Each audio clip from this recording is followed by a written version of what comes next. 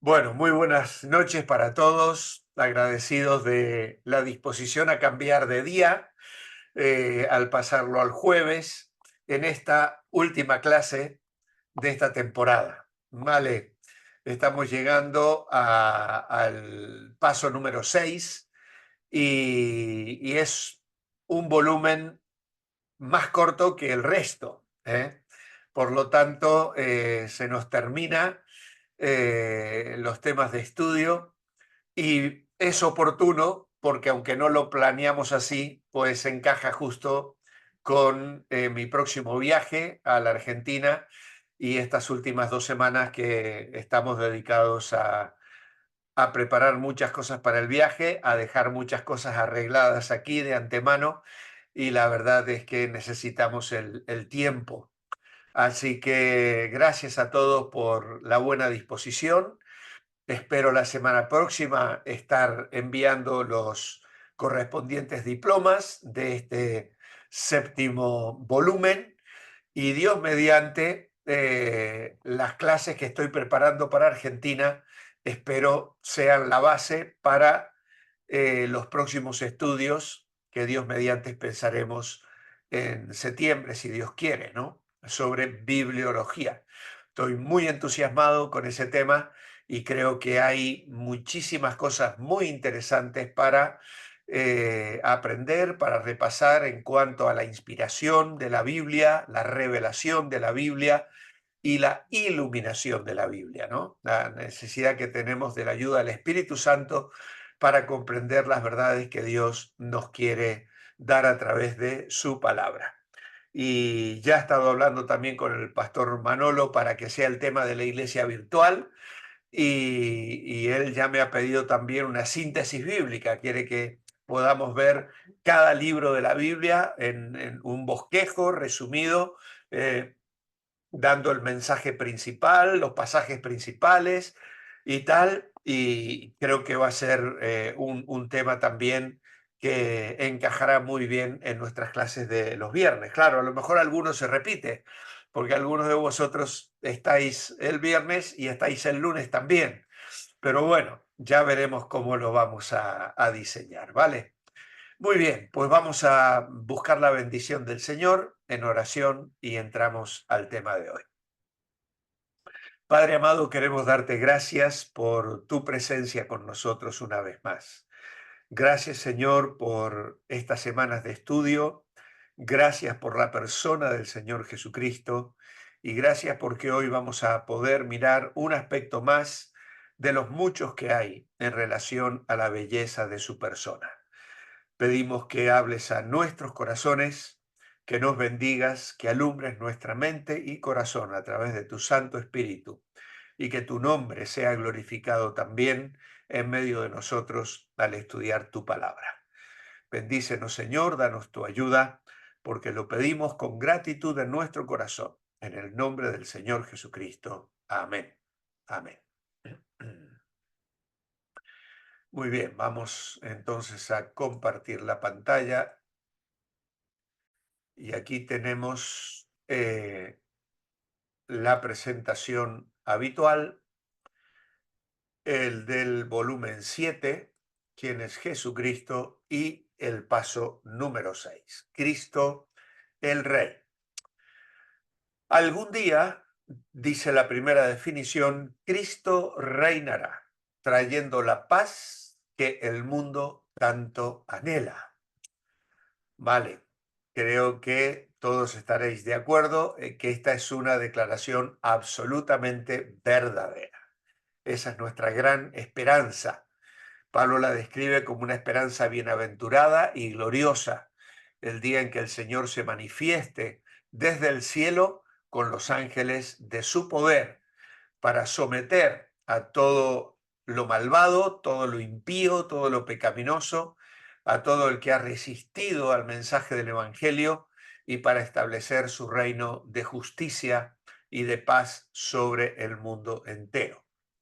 Luego tenemos otra segunda declaración. Para muchos, la venida de Cristo a la tierra será un motivo de lamentar. Y sí, es una declaración verdadera porque aquellos que no han creído, aquellos que han rechazado el mensaje del Evangelio, se van a encontrar con un juez. Viene a juzgar, viene a implementar justicia.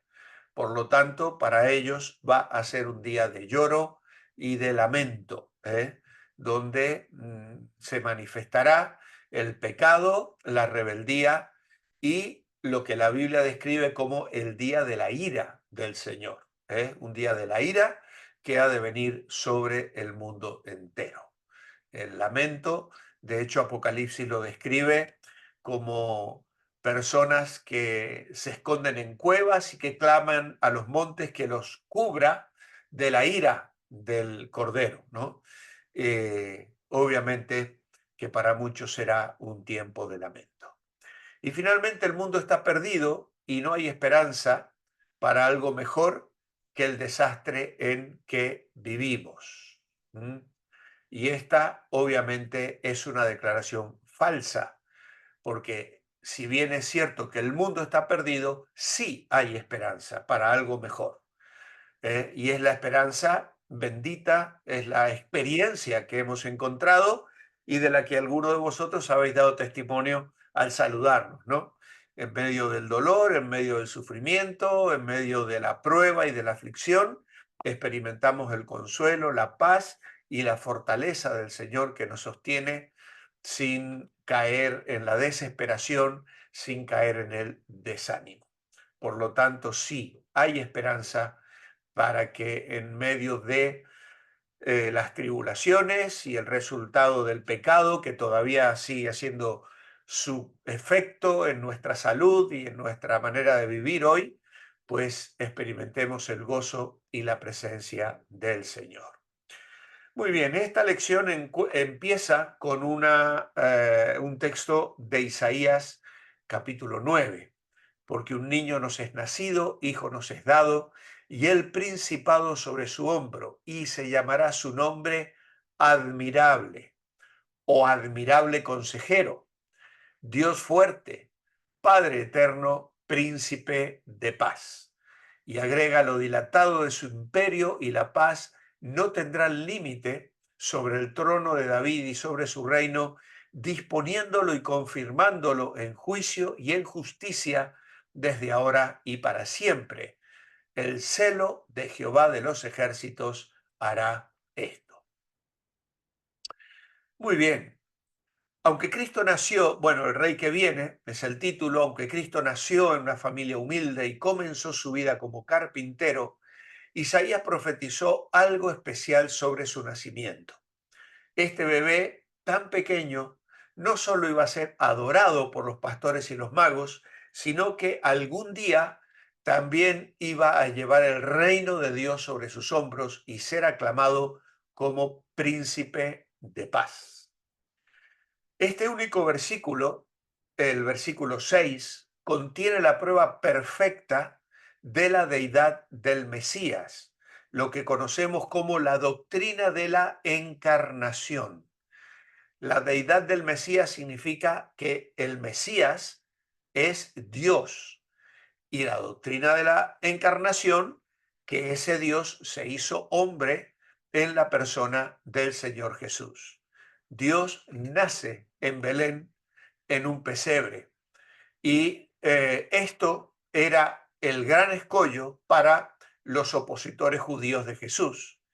El sorprendente conquistador que obra la asombrosa victoria de los versículos 1 al 5, que no lo hemos leído, aquí en Nehemías dice, mas no habrá siempre oscuridad para la que ahora está en angustia. Estamos pensando en el pueblo de Israel, tal como la aflicción que le vino en el tiempo que livianamente tocaron la primera vez a la tierra de Zabulón y a la tierra de Neftalí. Pues al fin llenará de gloria el camino del mar de aquel lado del Jordán en Galilea de los gentiles. Y agrega, el pueblo que andaba en tinieblas vio gran luz, los que moraban en tierra de sombra de muerte, luz resplandeció sobre ellos. Multiplicaste la gente y aumentaste la alegría. se alegrarán delante de ti como se alegran en la siega, como se gozan cuando reparten despojos, porque tú quebrantaste su pesado yugo y la vara de su hombro y el cetro de su opresor, como en el día de Madián. Porque el calzado que lleva el guerrero en el tumulto de la batalla y todo manto revolcado en sangre serán quemados, pasto del fuego. Esos son los versículos previos a estos dos versículos 6 y 7. A veces en Navidad lo leemos mucho y dejamos de leer el contexto.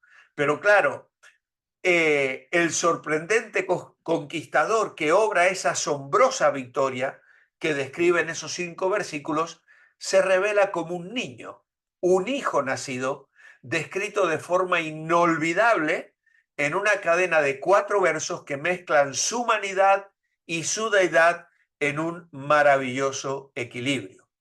La humanidad del Salvador se establece en las primeras palabras, porque un niño nos ha nacido, un hijo. Y aquí la versión no lo pone, pero ese hijo debería ir con letra mayúscula. Ese hijo nos ha sido dado. Y el hecho de que ha venido por nosotros para beneficiarnos también se establece en esas palabras. Es lo que el ángel le dijo a los pastores en Belén. Les ha nacido hoy en la ciudad de David un Salvador. Así que el sorprendente conquistador será un niño nacido, un hijo dado.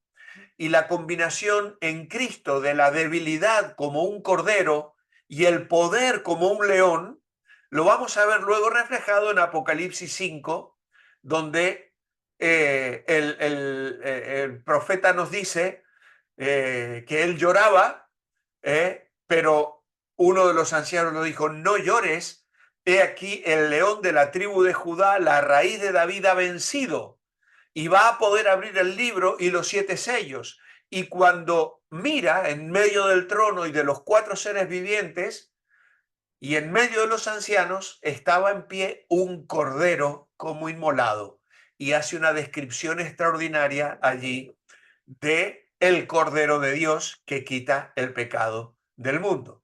Así que ese es el misterio infinito de la fragilidad del Dios encarnado. Un niño nos es nacido, un hijo nos es dado. Y sobre los hombros de ese niño recae el peso del gobierno de su pueblo.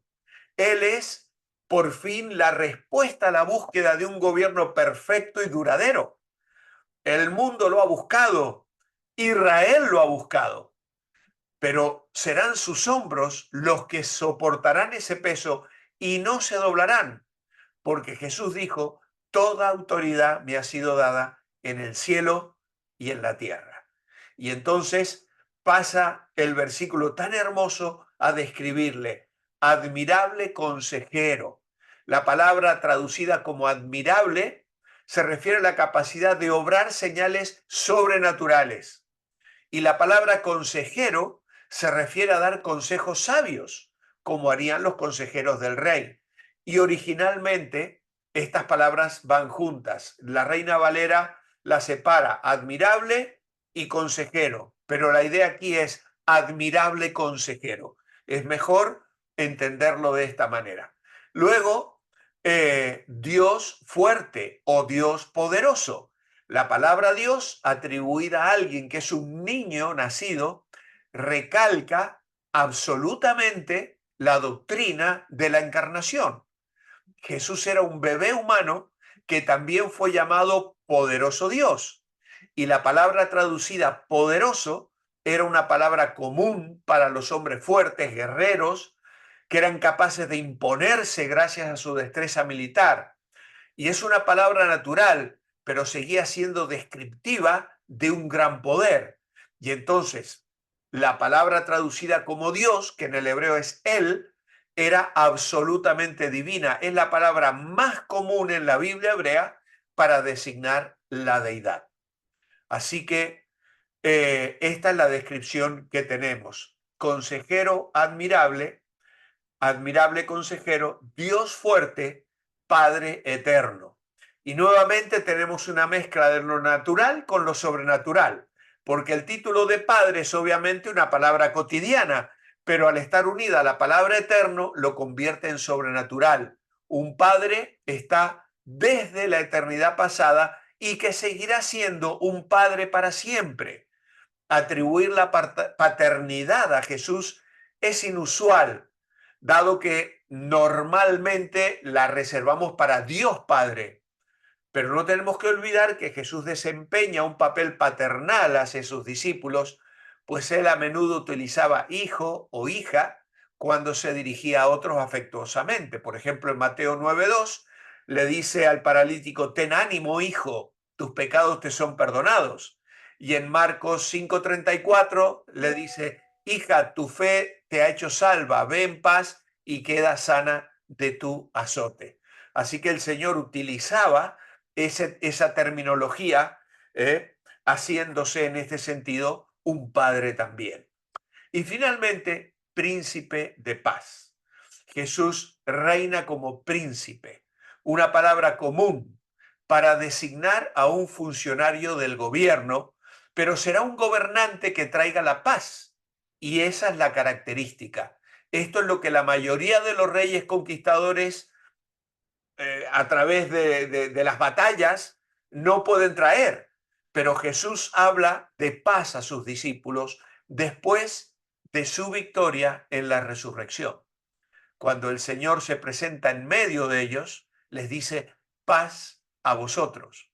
Luego, en el verso 21, en Juan 20, les dice otra vez: paz a vosotros, como me envió el Padre, así también yo os envío. Y 8 días después estaban otra vez los discípulos y esta vez está Tomás, que había estado ausente la vez anterior. Y estando las puertas cerradas, el Señor se pone en medio y ¿qué les dice? Paz a vosotros.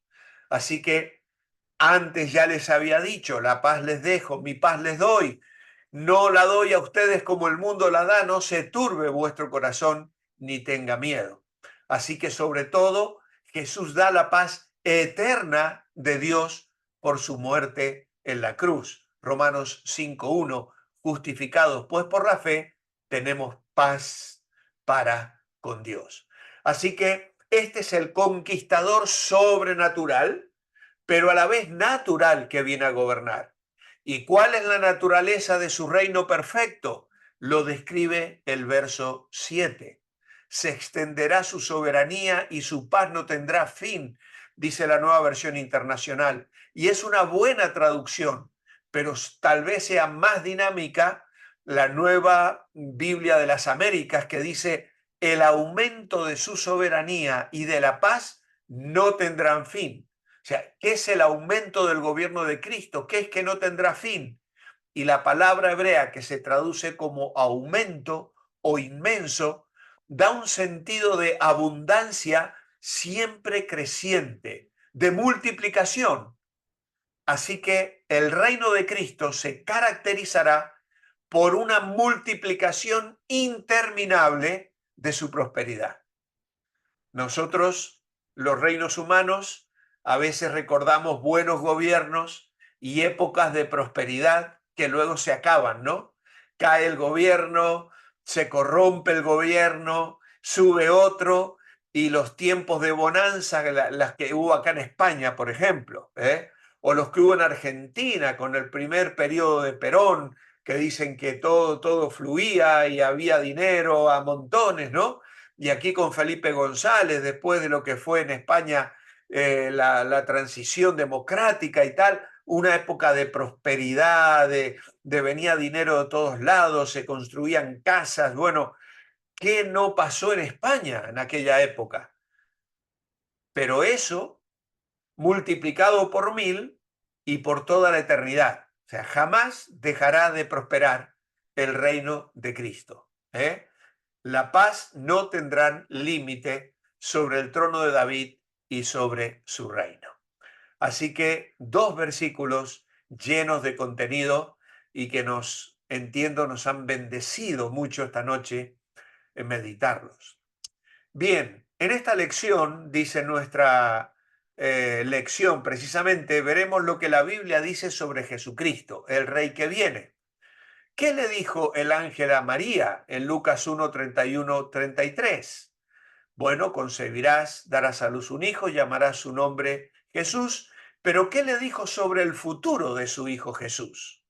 Y nuestra respuesta es la siguiente: será grande, será llamado Hijo del Altísimo, y el Señor Dios le dará el trono de David su padre y reinará para siempre. Y dice, y agrega, y su reino no tendrá fin. Qué tremendo, qué maravilla, qué profecía, qué palabra alentadora. Al hablar del trono de David y su padre, es una profecía de que Jesucristo, un descendiente del rey David, iba a reinar sobre Israel para siempre. Y la historia nos dice que Jesús vino a presentarse como el rey prometido de Israel, pero en lugar de ser aclamado, fue rechazado y crucificado. Y esto no quiere decir que las profecías sobre él no se van a cumplir, sino que hay que tener un poquito más de paciencia, ¿vale? Hay que seguir esperando, pero esas profecías se van a cumplir. ¿Qué dice Filipenses 2, 7 y 8 sobre Jesús? Bueno, esta es otra cita preciosa y maravillosa que todos conocemos muy bien. En versículos 7 y 8 dice que renunció a sus privilegios divinos para hacerse un esclavo. Tomando forma de siervo, se despojó a sí mismo y llegó en esa condición a humillarse en obediencia para morir en una cruz como morían los peores criminales. Estando en la condición de hombre, se humilló a sí mismo, haciéndose obediente hasta la muerte y muerte de cruz. Jesús vino como un siervo humilde y la máxima expresión de esa humildad fue su muerte en la cruz. Pero allí termina la historia, ¿eh? Allí termina la historia o viene algo más. Pues se nos anima a seguir leyendo los versículos 9 al 11. Por lo cual Dios también le exaltó hasta lo sumo y le dio un nombre que es sobre todo nombre. Y según estos versículos, aunque él fue rechazado en el pasado, ¿cómo será recibido en el futuro? Pues en su nombre se doblará toda rodilla, confesándole como el Señor para la gloria de Dios. Aquí nos encontramos con la exaltación de nuestro Señor, que empieza con la resurrección. Dios le exaltó hasta lo sumo, y le dio un nombre que es sobre todo nombre, y fue de ahí en adelante, Dios fue el que obró. Los hombres le hicieron lo peor que podían al Salvador, pero Dios lo exaltó y lo honró. Los hombres le profirieron insultos para ridiculizarlo y mofarse de él, pero el Padre le dio un nombre glorioso, así como en su humillación se le dio el nombre de Jesús, que era Salvador. En su exaltación se le dio el nombre de Señor. Resucitó de los muertos y retornó victorioso al cielo, ascendiendo al trono del Padre.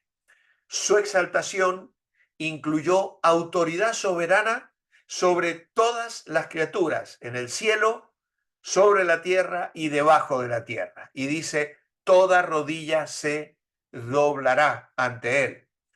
Puede ser que la frase debajo de la tierra se refiera a los perdidos, ya que la familia de Dios está en el cielo o en la tierra, dice Efesios 3, 14 y 15. Lo cierto es que un día toda rodilla se doblará ante él y confesará que él es el Señor.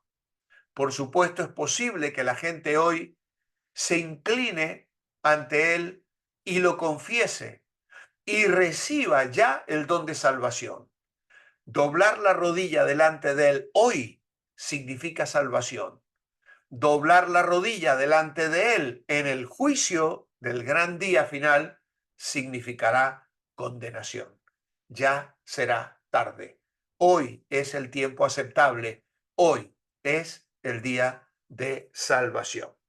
Así que tenemos que hablar de Cristo y orar por aquellos que todavía no le conocen. ¿Podemos decir que toda rodilla está doblada ante Cristo hoy en la tierra?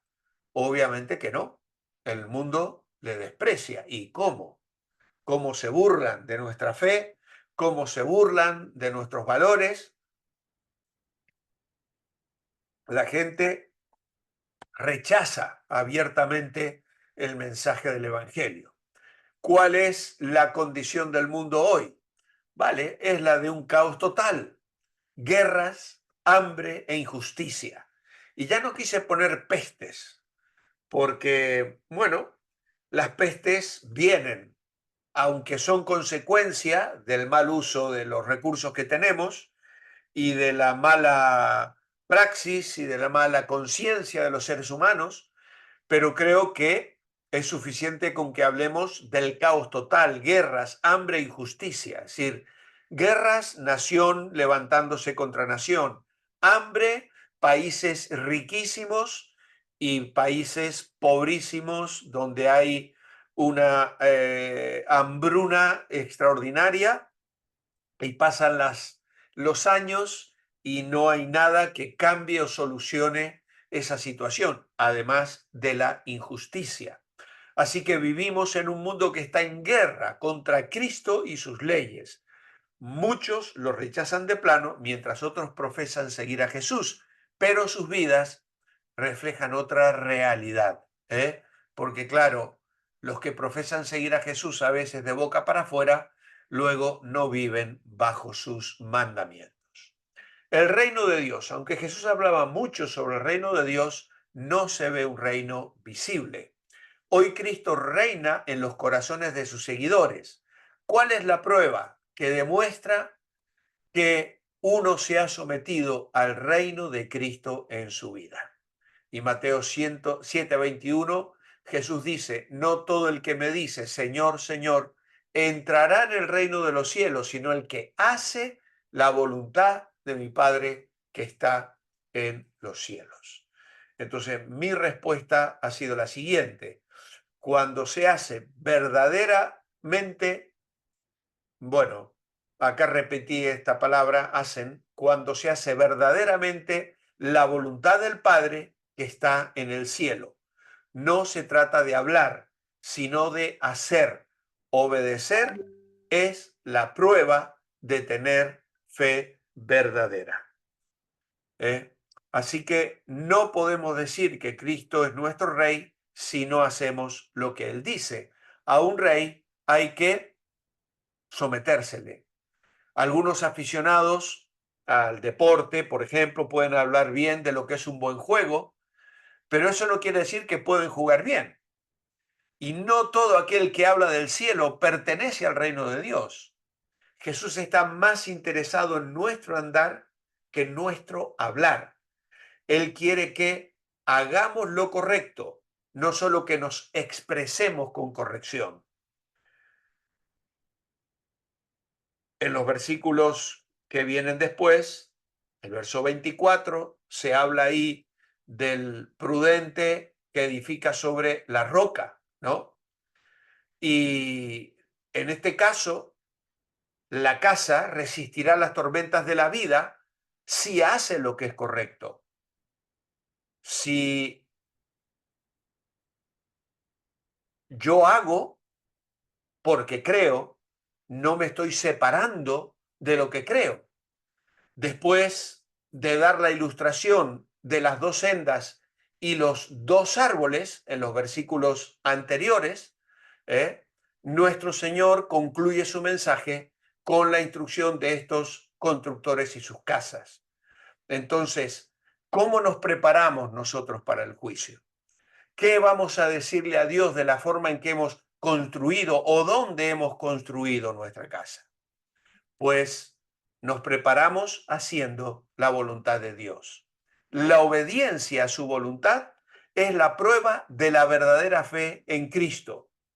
Y la prueba no consiste en decir Señor, Señor, sin obedecer sus mandamientos.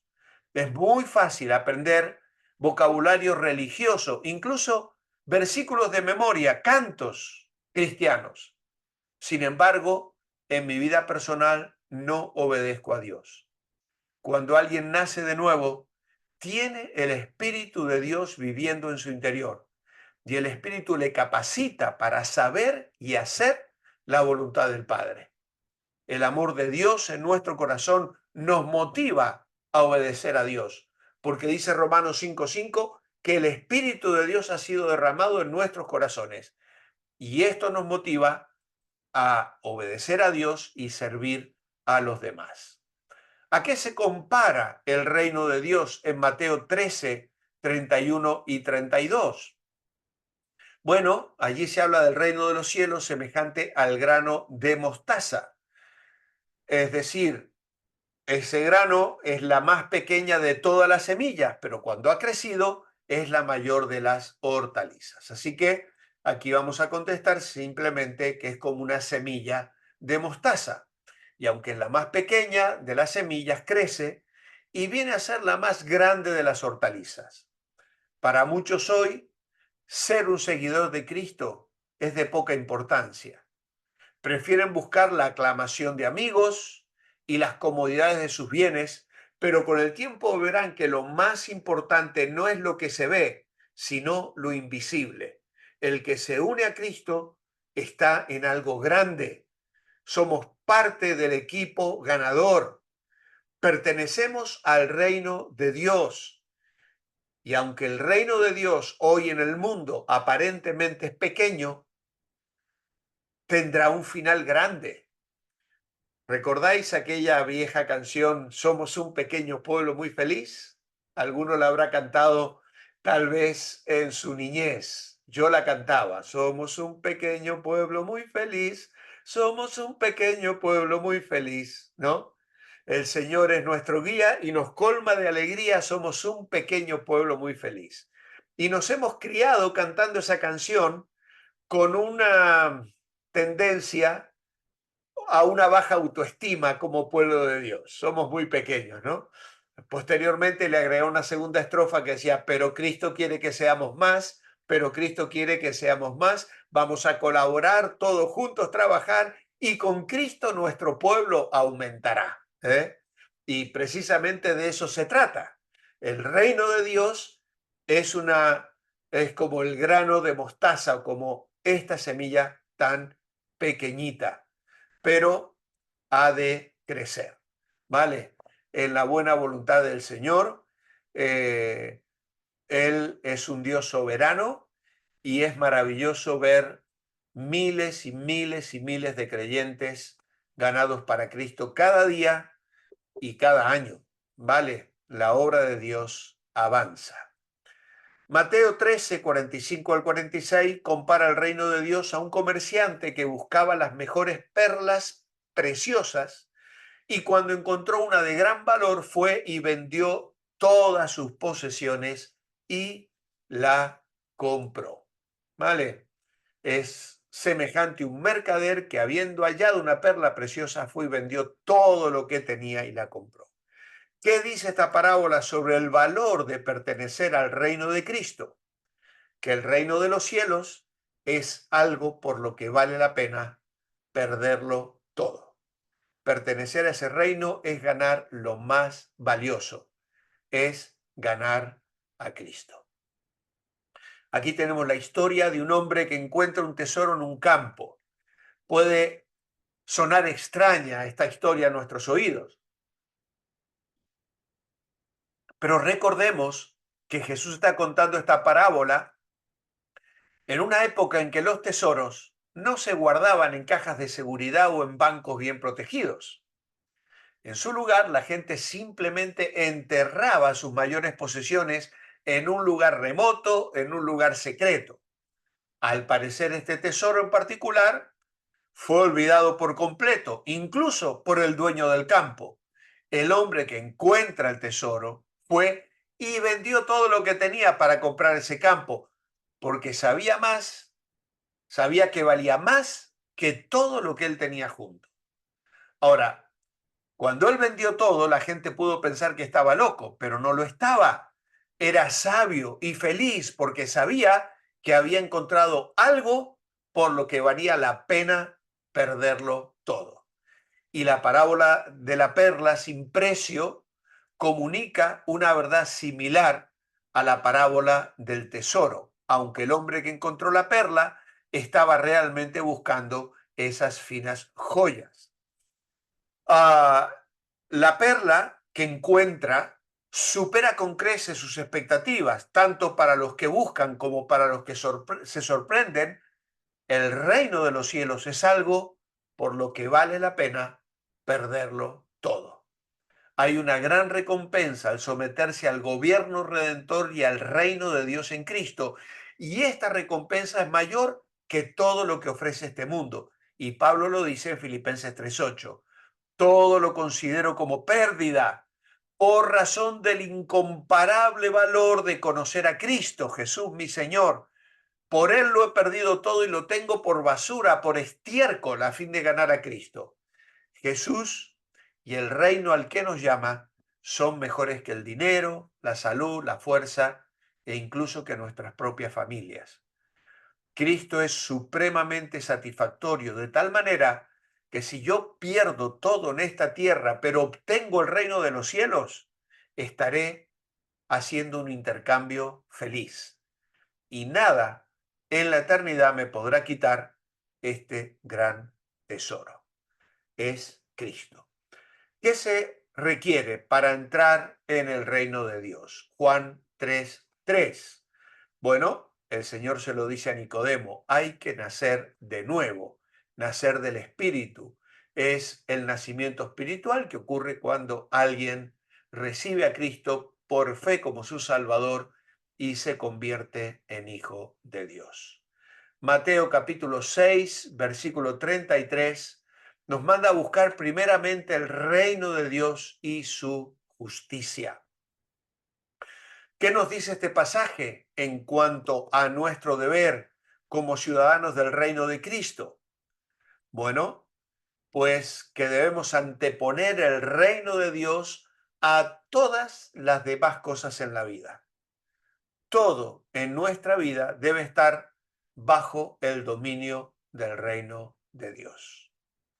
Buscar el reino de Dios y su justicia significa buscar su ayuda en primer lugar, saturar nuestros pensamientos con sus deseos, tomar su carácter como modelo y servirle y obedecerle en todo. ¿Qué es lo más importante para nosotros? Habrá personas, objetos, metas y otros deseos que compitan por tener el primer lugar en nuestra vida. Cualquiera de ellos se puede transformar en un ídolo y sacar a Dios del primer lugar si yo no decido enfáticamente darle a Cristo el primer lugar en todos los aspectos de mi vida. Por eso la pregunta, ¿a cuál reino pertenezco? Y ahí tenemos el dibujo de un pasaporte que pone el cielo. Y la pregunta, ¿ya tengo mi pasaporte? Lo primero es buscar el reino, es decir, someterme a Cristo como mi rey. Él debe ser el primero por encima de cualquier otra cosa. ¿Quién manda? En vista de todo eso, cada uno debe preguntarse a sí mismo, ¿pertenezco al reino de Dios? ¿Soy ciudadano? Y ahí tenemos una buena cantidad de respuestas, ¿no? Sí, no, no sé, si no, ¿a cuál reino pertenezco? ¿Eh? ¿Estoy viviendo como ciudadano fiel? Sí, no, me cuesta ser fiel. ¿Quién manda en mi vida? Cristo, yo y mis propios deseos. Si deseo estar más cerca al Rey, pues entonces medite en conversando con mi Rey, que es la siguiente diapositiva.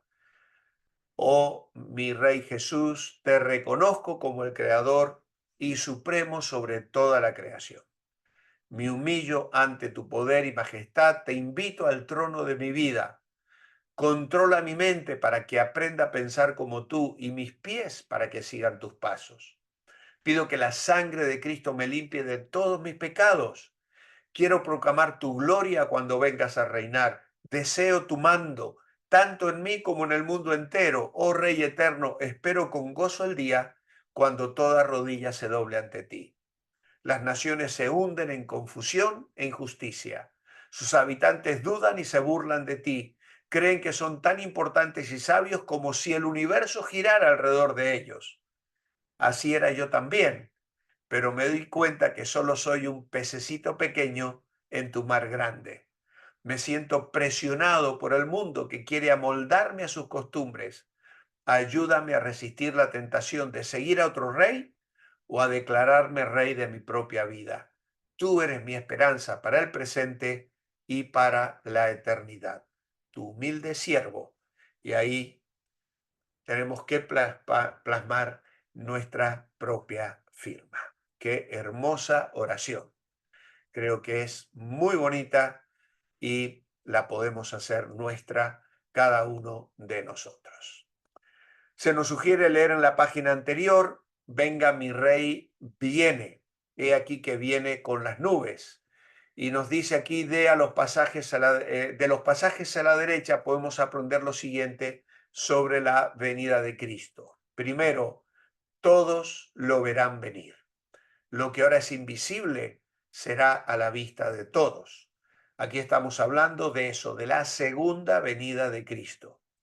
Luego será reconocido en toda la tierra y en los cielos como Rey de Reyes. Tercero, antes de establecer su imperio, juzgará con furor a las naciones. Se lamentarán cuando se den cuenta que están del lado equivocado, pero será demasiado tarde. Su reino, su mando no tendrá fin jamás. Habrá constancia, no como la inestabilidad e inseguridad del mundo actual. Y luego nos llama a la reflexión. ¿Cómo le hace sentir al leer estos pasajes de Apocalipsis? Tengo temor, no sé cómo mirar en el día del juicio, o me siento seguro, o me animo a seguir haciendo lo bueno aun cuando otros se burlan de mí. ¿Tiene su pasaporte listo para entrar en el reino? ¿Estará usted entre los que se lamentarán o entre los que se regocijarán cuando venga el rey? Y la cita es de las que ya hemos meditado en Filipenses 2:9. Toda lengua confesará que Jesús es el Señor para la gloria de Dios Padre. Apocalipsis 1:7, aquí que viene con las nubes y todo ojo le verá, y los que le traspasaron, y todos los linajes de la tierra harán lamentación por él. Sí, amén.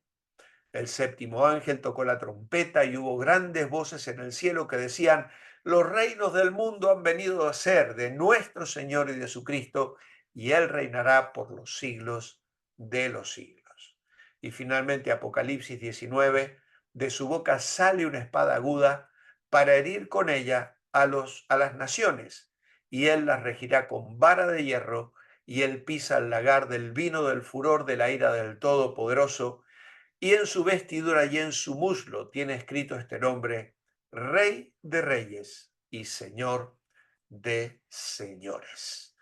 Así que aquel Cristo que se humilló, que era el niño nacido, hijo nos es dado, va a ser el admirable consejero, el Padre eterno, el príncipe de paz, el Dios fuerte, y gobernará llenando la tierra de la gloria de Dios, como las aguas cubren el mar.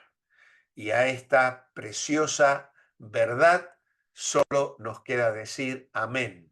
Sí, ven Señor Jesús, que sea pronto, porque lo que estamos viendo en este mundo es tan complicado, está tan descontrolado, y nos vamos hundiendo más y más en una miseria de corrupción, de depravación a todos los niveles. Y uno se pregunta: Señor, si no vienes tú, ¿qué les tocará a nuestros hijos, a nuestros nietos, si ahora nosotros estamos viendo semejantes cosas? ¿Cuánto tenemos que orar por ellos y cuánto tenemos que orar para que el Señor venga pronto? como Rey de Reyes y Señor de Señores. Que el Señor añada su más rica bendición a nuestro estudio.